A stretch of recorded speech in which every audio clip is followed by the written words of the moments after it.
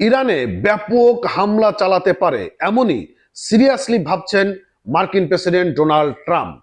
পরিস্থিতি এখন উদ্বিগ্নের মধ্য দিয়ে যাচ্ছেন ইরান প্রশাসনের। বন্ধুরা, আপনারা জানেন ইরানে বিক্ষোভকারীরা ব্যাপক আকারে বিক্ষোভ চালাচ্ছে এবং সরকার পক্ষ থেকে বিক্ষোভকারীদের নির্বিচারে গুলি চালানো হচ্ছে। প্রতিনিয়ত 2 থেকে 3 হাজার বিক্ষোভকারী নিহত হচ্ছে। পরিস্থিতি নিয়ন্ত্রণের বাইরে চলে যাচ্ছে। এমনই উদ্বিগ্নতার মধ্যে দিয়ে মার্কিন যুক্তরাষ্ট্রের প্রেসিডেন্ট ডোনাল্ড ট্রাম্প তিনি ঘোষণা করেছেন ইরানে সামরিক স্থাপনাগুলোতে তারা ব্যাপকভাবে বিমান হামলা চালাবে। এছাড়াও ইরানের একটি সংবাদ মাধ্যম থেকে জানানো হয়েছে যে পরিমাণ প্রতিদিন নিহত এবং আহত হচ্ছে তাতে হাসপাতাল এখন ক্রাইসিস মোডে চলে গিয়েছে, নিয়ন্ত্রণের বাইরে চলে গিয়েছে। তারা এখন সুচিকিৎসা দিতে পারছে না। পরিস্থিতি এখন কন্ট্রোলের বাইরে।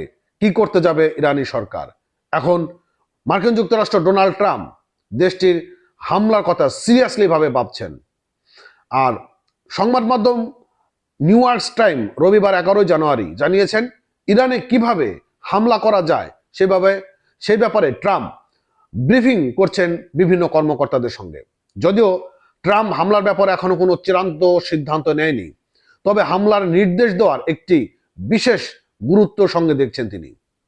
সংবাদ মাধ্যমটিকে নাম প্রকাশের অনিচ্ছুক রাখা এক কর্মকর্তা জানিয়েছেন ইরানে কোথায় কিভাবে হামলা চালাতে পারে এবং একাধিক পরিকল্পনা করা হচ্ছে।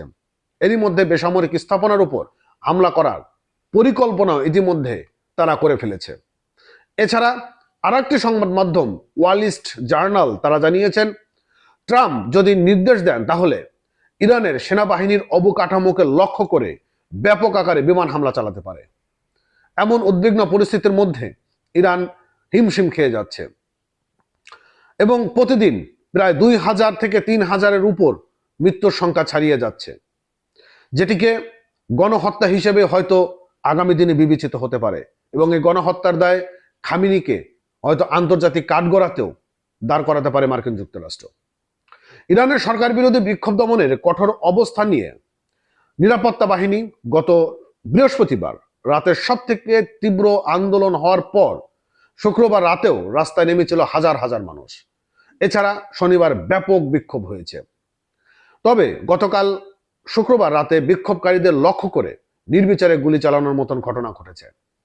সংবাদ মাধ্যম বিবিসিকে 3টি হাসপাতালে কর্মীরা জানিয়েছেন তাদের হাসপাতালগুলো নিহত এবং আহতে উপচে পড়া ভিড় জমেছে।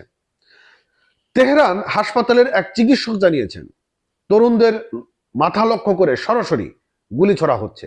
এছাড়া অনেকেরও হার্টে গুলি করা হচ্ছে। একটি চক্ষু হাসপাতালের চিকিৎসক তারা জানিয়েছেন তাদের হাসপাতালে এত বেশি রোগী আসছিল যে তারা ক্রাইসিস মোডে চলে গিয়েছেন। হতাহত চিকিৎসা দিতে তারা এখন কুলি উঠতে পারছে না। বিক্ষোভকারীদের পাশাপাশি আইন শৃঙ্খলা রক্ষা বাহিনীও সদস্যরাও নিহত হচ্ছেন। এখনো পর্যন্ত 14 জন মারা গিয়েছেন বলে জানা গিয়েছে। তার মানে উদ্বিগ্ন উৎকণ্ঠার মধ্য দিয়ে হয় এই সরকারকে এইভাবেই টিকে থাকতে হবে, না হয় পালিয়ে যেতে হবে, অথবা গ্রেপ্তার হয়ে মানবাধিকার লঙ্ঘনের দায়ে তাদের আন্তর্জাতিক ট্রাইব্যুনালে তাকে বিচারও হতে পারে। জানি না, পরিস্থিতি কোন পথে হাঁটছে। যাক বন্ধুরা, ভালো থাকেন। নতুন হয়ে থাকেন আমাদের চ্যানেলে সাবস্ক্রাইব করে রাখবেন আর পেজটি ফলো করে রাখবেন। ধন্যবাদ।